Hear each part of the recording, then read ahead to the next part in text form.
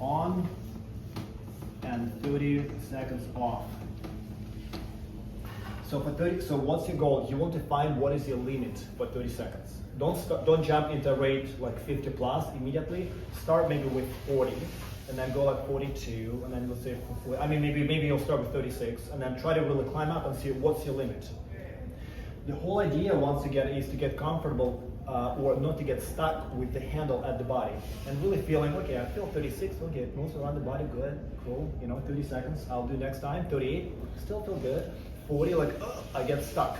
Come back again, 2 beats back, and for the next set, challenge it again. And the goal is to be very efficient. I will come back when I sit on the erg and explain what I mean by efficient. Okay? So that's going to be part 2. Part 3. So what we'll do is, Mike, what we discussed last time. I don't know if you had a chance to work on it. A little bit. Okay.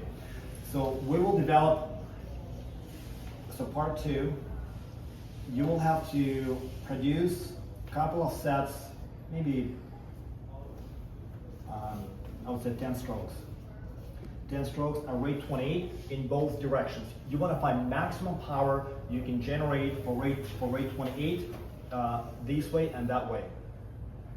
Once you found the maximum amount of, which is your maximum speed at rate 28, so that's your test.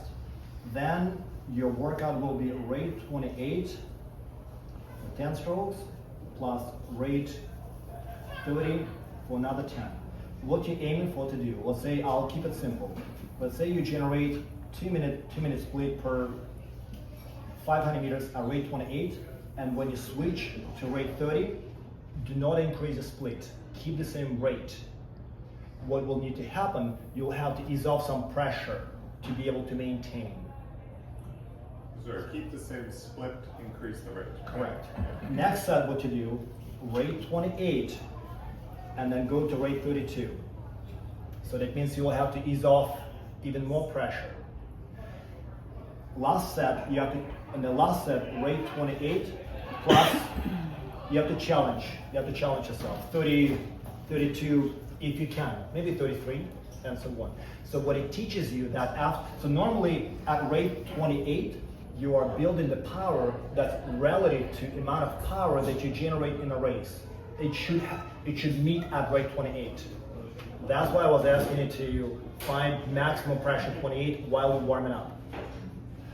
When you're doing that, assuming that's the maximum power you can generate with every 2 beats that go up, 28 to 30, maybe 28 to 32, you have to just ease off. You want to feel how much pressure actually needs to be just given back because rate is going up. So each time we do that, we're repeating first the rate 28 at that maximum power, and then we're adding on another 10, so it's 20 strokes altogether? You just do maybe a couple of times rate 28 to find that's your calibration. Okay, just to get back to that. That's and your then, base, and then yes. as soon as you hit it, you take the rate. Okay. Right. And you drill in it. What you will find will happen, let's say at rate 28, you'll be at 2 minutes, and then you step rate 30, and you'll go down to 158, 157. What I need basically is the exercise to feel where and what needs to be eased off to be able to sustain the split. Okay? So, sorry, so they've established a two split, 2 minute split, whatever, here. Yeah, Do they keep that here and here, or do they reestablish each time? Yeah, so for example, we've completed our quarter slides. I said, okay, everyone, now switch into power phase workout. Your goal is, because your speed will be slightly different this way and that way, because of the current, I guess. That's why I'm asking you to find your maximum, what you can do, rate 20, maybe a couple of times, rate 28 going this way for 10 strokes, rate 28 back for 10 strokes on the way back. Kind of see what your split is. That's your reference split. That's all. From that, so it doesn't change from that, okay? And then we exercise. Now I know, okay, my split is 2 minutes, and I work with that.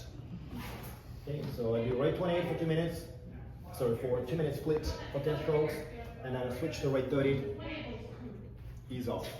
So it will be, you can do, I wouldn't say you do 20 on, 20 off. I mean, minimum 20 strokes off.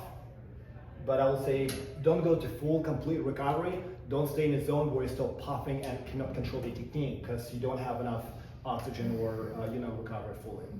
So the exercise, once again, is to be able to learn, basically knowing where the maximum power, and as rate is going up, the amount of basically force will be coming down. Exactly the same idea on the bike. If you're going up, let's say I go flat, I'm on a heavy gear, I'm like less revolutions per minute, lots of power. I can produce exactly the same power with, like if I go slightly uphill, like really like at quicker revolutions, less effort. So it's exactly the same.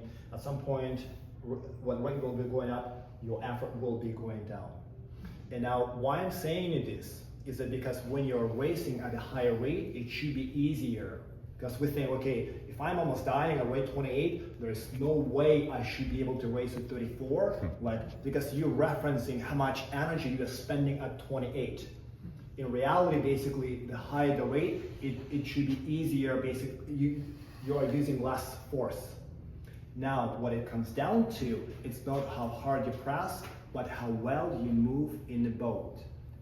After rate 30, it's only the skill, the very cyclical, connected, non-interrupted, like very lubricated movement at high rate. That's it. It's not the force, it's the quality of the movement in the boat. Anything below rate 30 is the power. You can really get away like bam, bam, like really bam, like send it. After rate 30, it's like too expensive for the boat. It's too inefficient. So the question arises, why wouldn't you race at rate 28 all the way?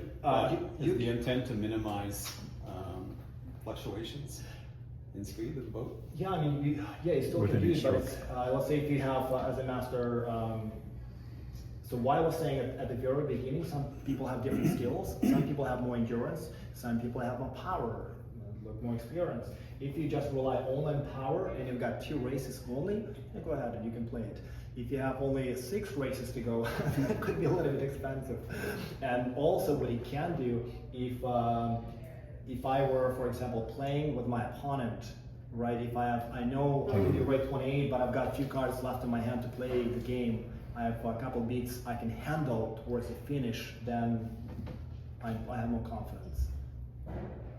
So for example, if I know how to really get up the rate, okay, I'm on it, and last 200 meters, maybe I can add a little bit more pressure, and you can go. One of the examples at 1996 Olympics, Atlanta, Zina Müller is racing against Derek Porter, Thomas Lange in a single from Germany, and Derek Porter did a great job, but he stayed rate 32, 33.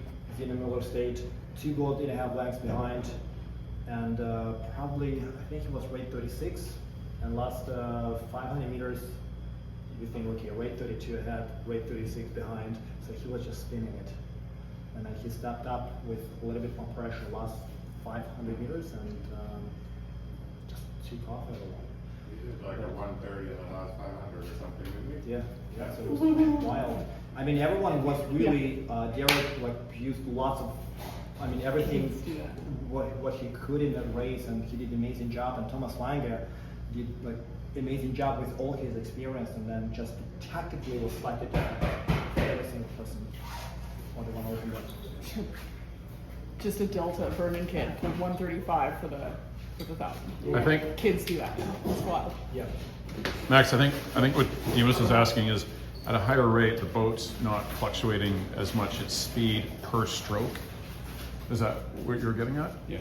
So is that one of the reasons for the higher rate? It's more, well, Or couple is of it- reasons. One of the reasons, depending if you go with the wind or against the wind. But at higher, so for example, if I were going with, like in a tailwind, I would probably maybe stay a little bit lower and with the longer strokes. I need longer strokes in a tailwind. And if you're going in a headwind, for example, the lower the rate, the longer the boat will be sitting Right. before it takes a stroke. So for example, and by the time when I'm going to recovery at rate 28 versus 36, it'll take way longer time at 28 going to the catch.